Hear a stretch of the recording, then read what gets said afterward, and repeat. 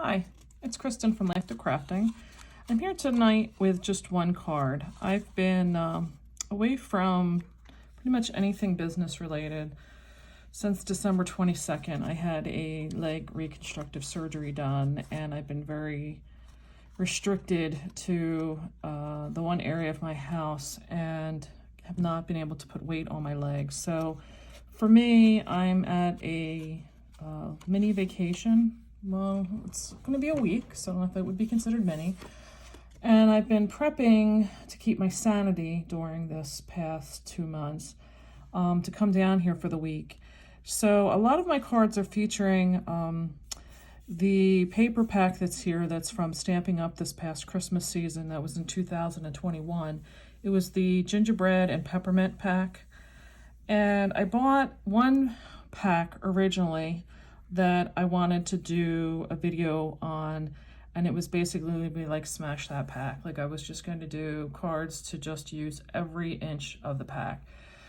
But then what wound up happening was I took a class in the beginning of October, and I found that we did some cards there that I really, really liked. So I ordered like crazy, like 7 more packs of it. And for anybody that's kind of like, what? I have a retail business that I own with my husband, and these cards are used in our retail business for a giveaway that I put into the packages as a thank you for our clients. So I need thousands of these for the Christmas season. So this particular card, I believe I've gotten 75 out of it, and it's using 1 scrap. I really can't say how much I got out of 1 pack because I had the original pack that I bought. And the original pack, my intention was to smash the pack, but I was also going to not get the stamps and dies. I was going to use, and unfortunately I've used the whole pack now, so I can't show you what the paper pack looked like. But they had things you could cut in there, and they were great. The dies would cut out these cookies on the paper. There were so many of them, I thought, well, I didn't need to buy the stamp and die. But then after I went to that card thing in the beginning of October, I was like, oh God, I needed them. Needed them, as we all like to say. So I did get the stamp and dies, and that's when I bought the 7 more because I could see how I could get a lot of cards using this paper pack, and I had to be very smart in how I made my cuts so that I could get as many as I did. Now this is a scrap piece, and this was a card that was, here's my notes. This was on a Donna Ross stamped something. I don't know what her whole, yeah, that's the address of my hotel. I don't know what her whole Pinterest name was, but this was her version of the card. And I had some other things I was changing around based on certain necessities of what I had. So anyway, this was I am at the mercy of my child who helped me move into the hotel, and I have prepped everything as much as I possibly could. I'm basically going to just be here gluing and accessorizing the cards.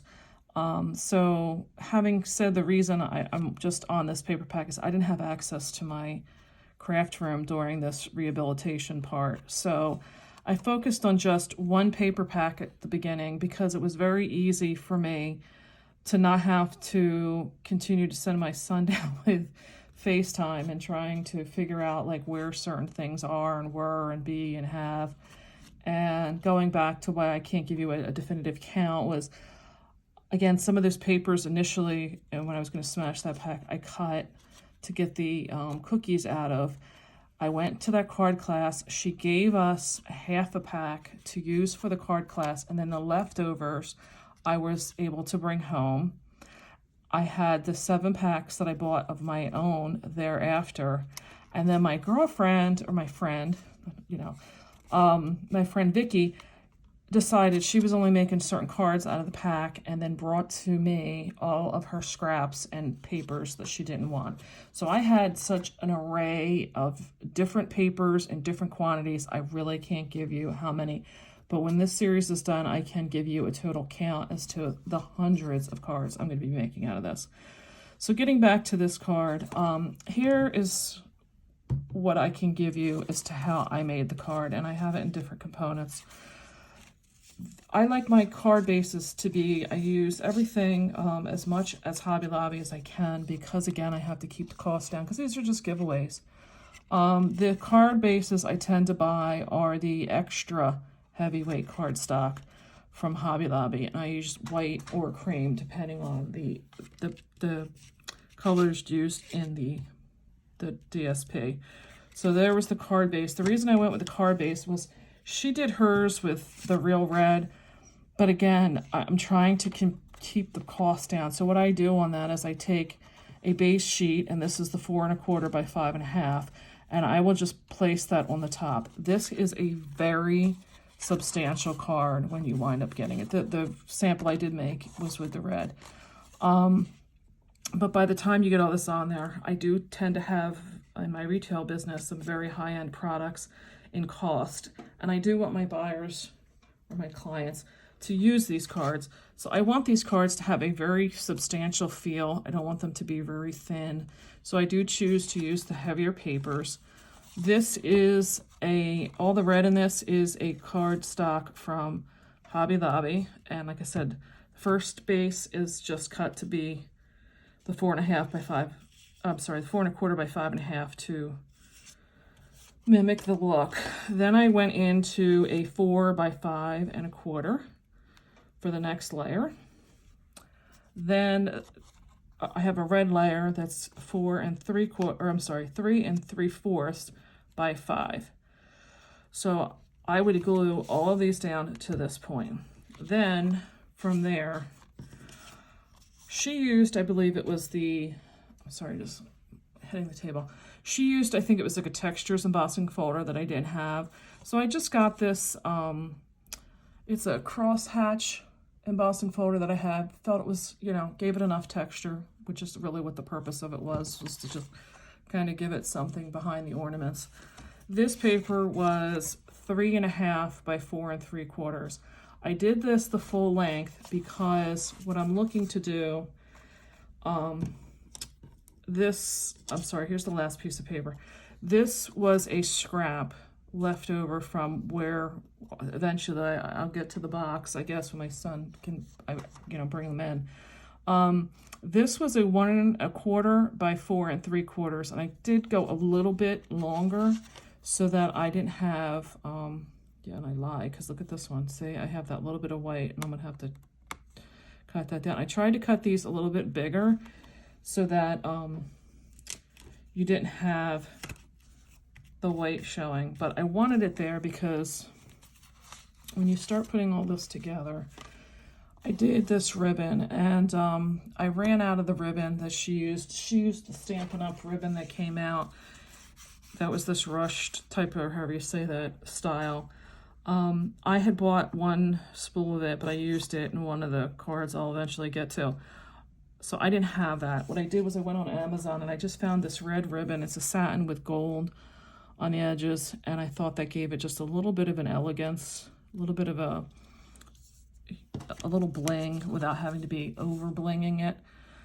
But I wanted the full panel so that when I could use my red tape here to get this to hide the seam on those two. So if I did this in a shorter panel, I would have not had something to red line to. So I did my red line on there, and then it attaches to this, and this is where you get to. What I did here was these three are down with just some paper scraps. I think I have 1 or 2 of these paper scraps glued behind them. And the reason I did that was the sentiment is on foam. And I didn't want these at the same height as this. And I'm trying to keep the thickness of this card at a minimum because, again, I don't want my clients having to incur some huge shipping to mail these out when they use them. So I tried to keep it down. So these are just in there on a paper scrap. This was I think they're calling it Frosted Gingerbread, was the die set. Like I said, there's a stamp and a die that match that whole gingerbread and peppermint sweet. This particular shaped die was in the Stampin' Up, and I don't have it with me. It was like their watercolored holly leaves and pine cones were in that kind of look of the stamp, and then these were the dies that went with it. I liked that it had the like little bumps on the end. It gave it a little something extra. This stamp, I'll be honest, it has absolutely no marking, and I got it as a freebie from a friend. I liked this. I used, sorry, the heat is coming on in this place and it's so loud. I've used this Wishing You a Merry Christmas so much. Honestly, I just needed something different. When you start seeing how many styles of cards I've got from this paper pack, it's insane. I bet you I have at least 15 different cards. So I got tired of using this sentiment. So I just went with this. And unfortunately, like I said, there's absolutely nothing on it for markings. And then I just made a bow. And I like this ribbon because no matter how you tie it, there's no wrong side. And I just used a glue dot to get that on there. I'm debating if I want to put a rhinestone in the center of this. Again, I'm trying to just use these as a giveaway. I think anybody getting this as a freebie in their package would not even know or care. I think they would just be happy with it. I have hundreds of cards to make over this week, so I think for me, I'm going to just leave this card the way it is and call it a day. But by all means, let me know what you think. So that is my one card for Sunday. I got checked in today and took a nap, so I didn't get through as much yet as I wanted to, but I'll be back with more as we go through them. Thanks for watching. Bye.